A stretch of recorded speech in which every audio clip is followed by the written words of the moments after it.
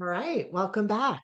Well, if you've been diagnosed with diverticulosis and you still feel unsure what you're actually supposed to eat, you are not alone. There is a lot of conflicting and easily confused information online about this, especially around things like nuts and seeds, fiber, and the difference between diverticulosis and diverticulitis. So, in today's episode, I'm going to walk you through what actually matters based on current guidance and how to approach food in a way that feels clear, calm, and practical if you've been diagnosed with diverticulosis. So, why is this advice still so confusing? Well, diverticulosis is incredibly common, and yet the advice people receive about what to eat is often all over the place. One provider says eat more fiber, another warns about nuts and seeds, and Google quickly turns it into a list of foods to fear. It's no wonder people feel unsure about what actually applies to them when it comes to choosing food for diverticulosis in their everyday lives. I see this most often after a routine colonoscopy. Someone is told they have diverticulosis, advised to eat more fiber, and sent on their way with very little guidance on how to do that safely and comfortably. Years later, they're still avoiding nuts and seeds and certain fruits out of fear, even though they're otherwise feeling fine. In our work at Nutrition Resolution, we find that much of this confusion comes from outdated or incomplete rules that were never meant to be followed long term. The result is not better protection, it's unnecessary stress around food. So, in today's episode, I'm going to clear that up and show you a calmer, more practical way forward. And for those looking for something concrete, you know I've created a guide. So we have a downloadable diverticulosis diet guide, complete with a food list and 7-day meal plan. Feel free to download that, and we will link to it in the show notes. So, let's first start by distinguishing between diverticulosis and diverticulitis. One of the most common things I see in my work as a digestive health dietitian is simple word confusion. Someone is told they have diverticulosis, they go home, they slightly misremember the term, and they end up Googling diverticulitis instead.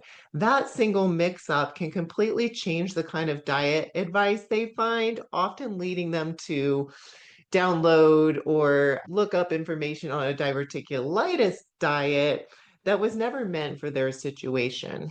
Diverticulosis means that you have small pockets that have formed in the wall of your colon. It's very common and it's often incidentally found during a routine colonoscopy. And many people have it without any symptoms.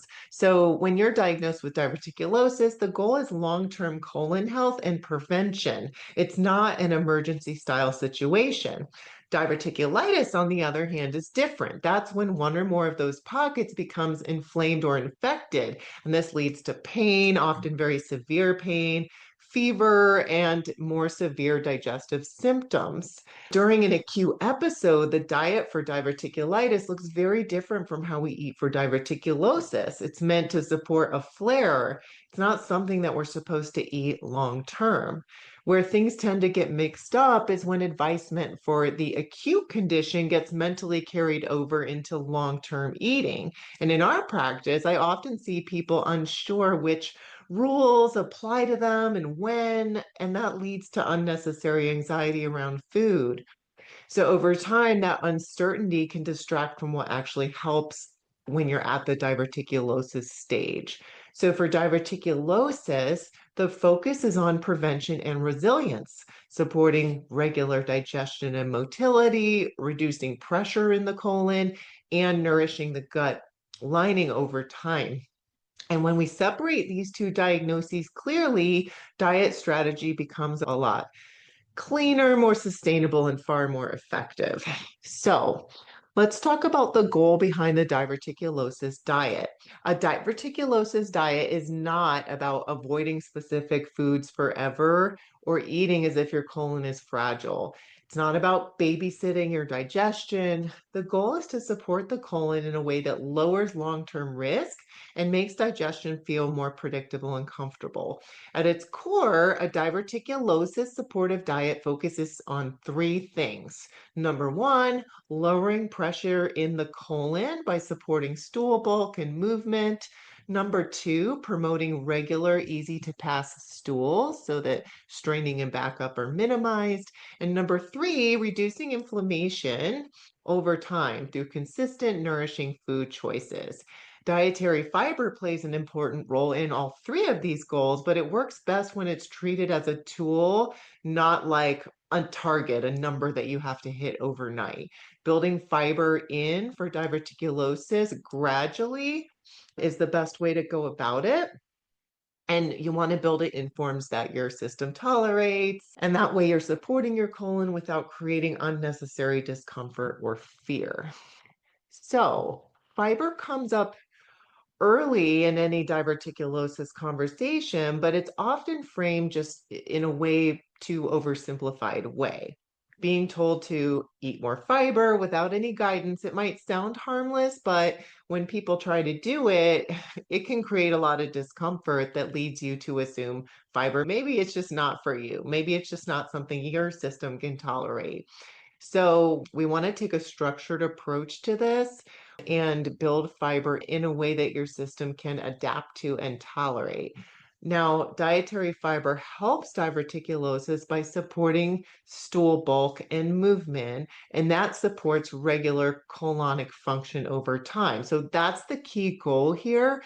But here's the part that often gets missed.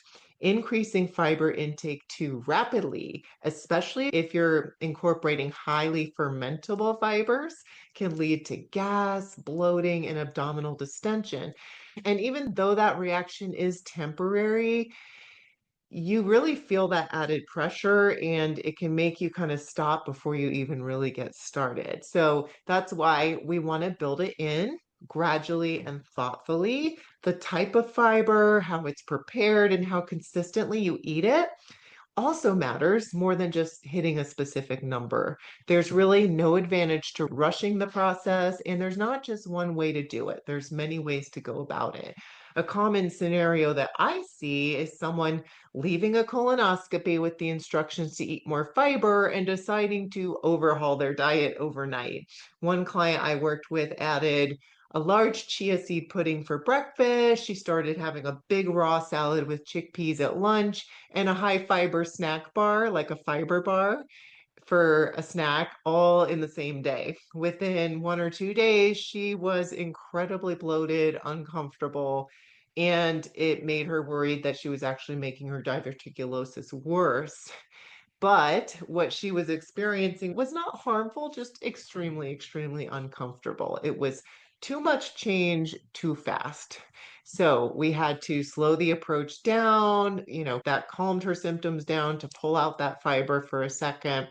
We pulled back on the total amount of fiber she was eating at each meal. We switched her to gentler, more easy to digest sources and focused on keeping intake consistent from day to day. And then from there, we were able to gradually increase her fiber intake over a period of several weeks at a pace that allowed her gut and microbiome to adjust.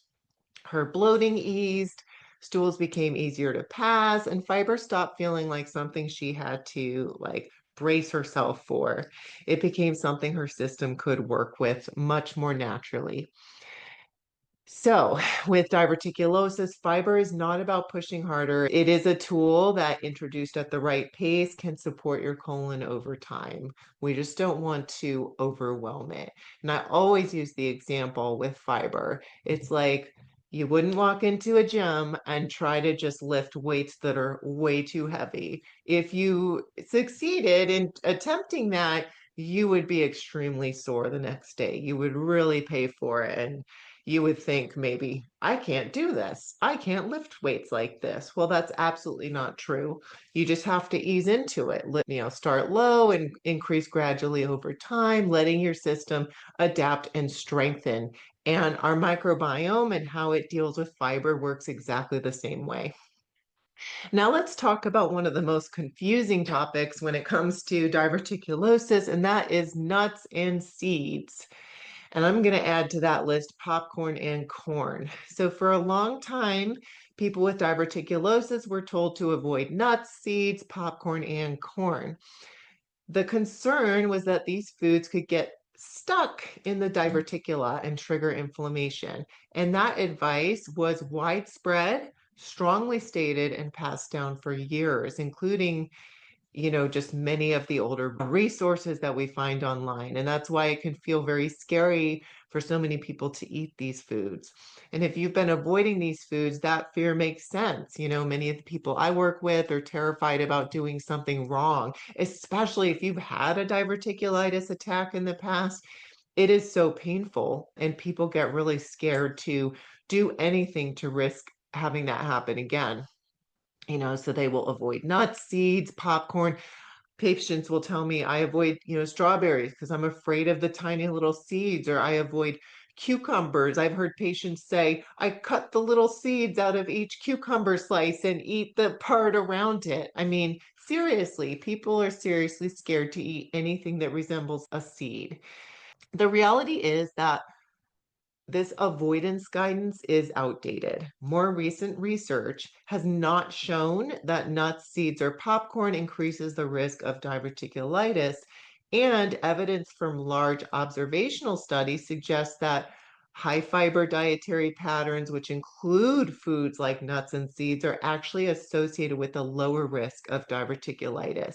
In other words, fear around these foods stuck around much longer than the evidence supporting it.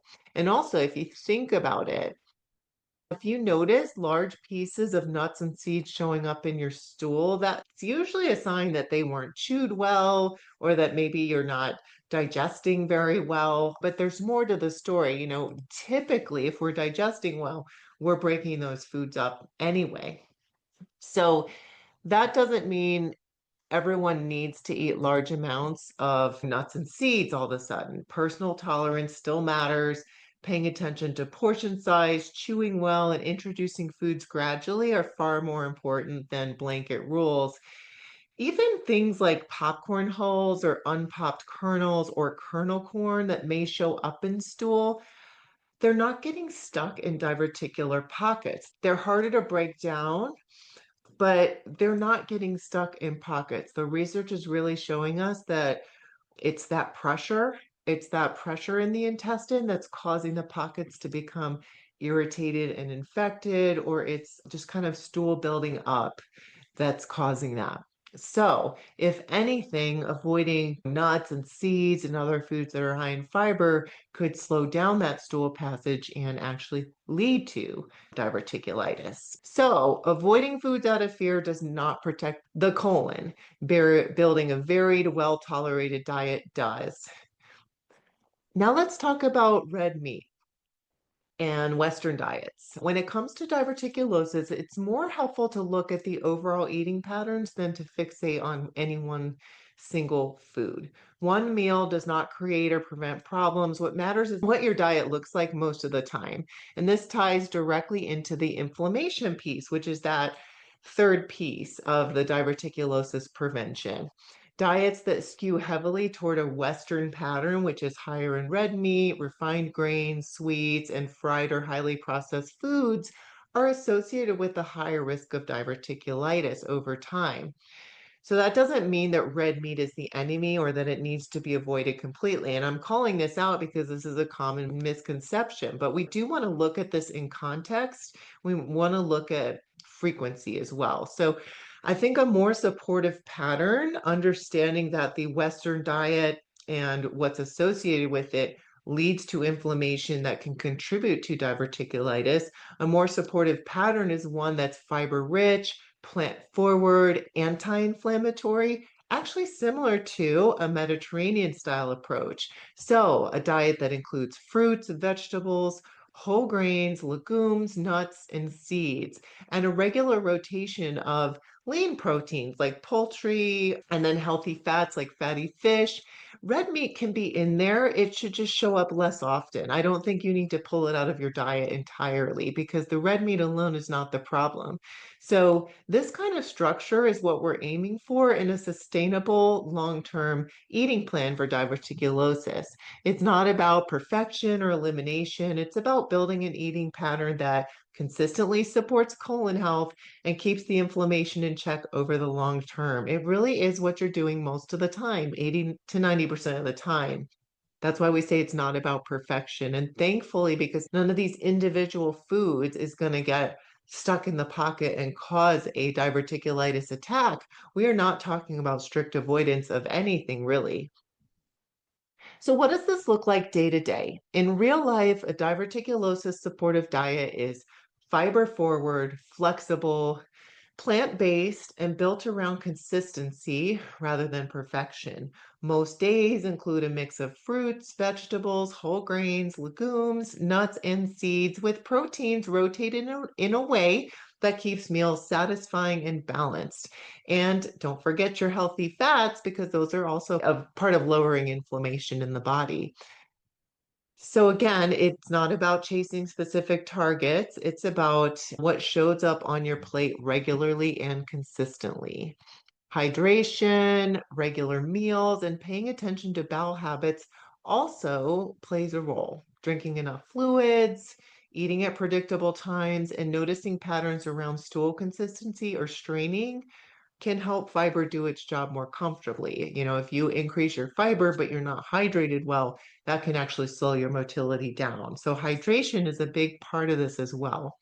So, this is where you might be starting to think, okay, I understand the principles, but how do I actually put this together day to day? So, remember, I do have a clear, practical diet plan for diverticulosis that you can download. We have it in the show notes.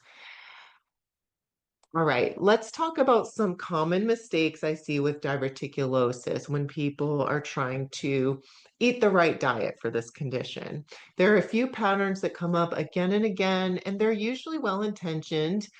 People are trying to do the right thing. They just haven't been given clear, practical guidance and they're confused. So, the first thing I see, we already talked about increasing fiber too quickly, jumping from low fiber to high fiber overnight.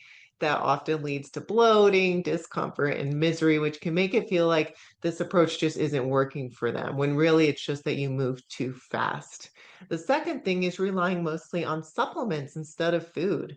Fiber supplements can be helpful in some situations, but they work best as a complement to meals, not a replacement for a varied, fiber rich diet. So I don't want anyone thinking that to get more fiber for diverticulosis, they just need to add a fiber supplement and not change anything else. We tend to get better results when it's food first. And then supplements have their place as part of that bigger picture. The next thing is when people avoid foods unnecessarily. So, this often includes the foods that were once discouraged that we no longer consider risky. Over time, when you do that, you can shrink the diet, making it even harder to get fiber overall, and still you're not improving your colon health. So, think about what we just said with the Mediterranean diet. We want fruits and vegetables and nuts and seeds, and a lot of people will avoid many of those foods. There's a lot of vegetables and fruits, if you think about it, that have tiny little seeds in them. And I've definitely have had clients that were doing the opposite of what they should do in order to avoid those seeds. The next thing is ignoring stool patterns and day-to-day symptoms.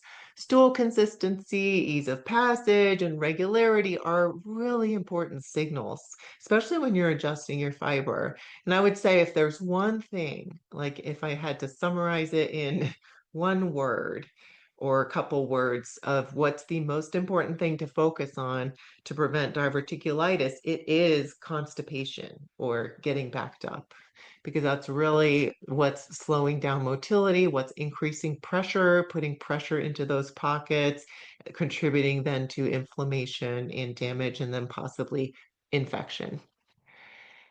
The last common mistake people make is assuming that any discomfort or flare means something was done wrong.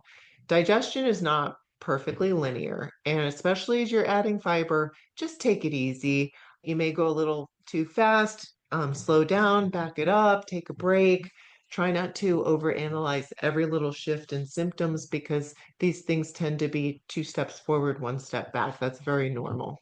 One client I worked with, She'd been taking a fiber supplement every morning, but she was still chronically constipated and bloated. And over time, she had eliminated most of her foods that had visible seeds, not just nuts, but also many fruits and vegetables. She avoided strawberries, blackberries, and even foods like green beans because of the small inner seeds. And she told me she loved eating a more plant-based diet, but anything that even remotely looked like a seed felt risky. So her diet had really narrowed down.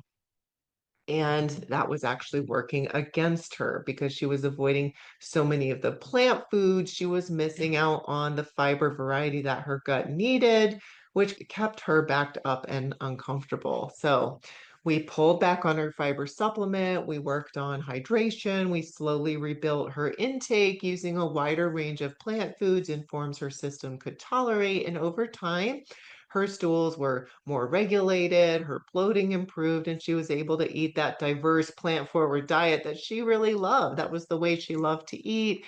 And that's how she wanted to eat all along. So it's just such a relief when you realize that this diet restriction that you felt was necessary, that actually had you so kind of down and depressed, is not really what you needed to do. And that eating that diet that feels healthy and nourishing is actually what's best for you. Okay, so let's talk about who approach is especially helpful for. This approach tends to be especially helpful for people who have recently been diagnosed or are trying to make sense of what actually applies to you with diverticulosis. It's also a good fit if you have diverticulosis alongside chronic constipation and you want a plan that supports regular digestion without creating more discomfort, especially if past advice or diets that you've been shown or given have felt over restrictive or confusing. I often see people years out from their initial diagnosis who are still afraid to eat certain foods or second guessing meals that they once enjoyed. So, this is designed to move you away from fear toward confidence, clarity instead of restriction. All right. So, in summary, you guys, a diverticulosis diagnosis does not mean that you need to eat cautiously. You don't need to treat food like a minefield or restrict your way to better health. In fact, the colon tends to respond best to calm, consistent nourishment, not fear based rules or constant second guessing. Thinking longer term matters over time, supporting regular motility and digestion, reducing pressure in the colon, and keeping inflammation in check happens through steady, repeatable habits, not perfection or short term fixes. Small, sustainable choices add up over time. And when the focus shifts from avoiding foods to nourishing the gut, eating becomes less stressful and more supportive to overall health. Protecting your colon does not require fear, it requires clarity, consistency, and a plan that you can actually live with.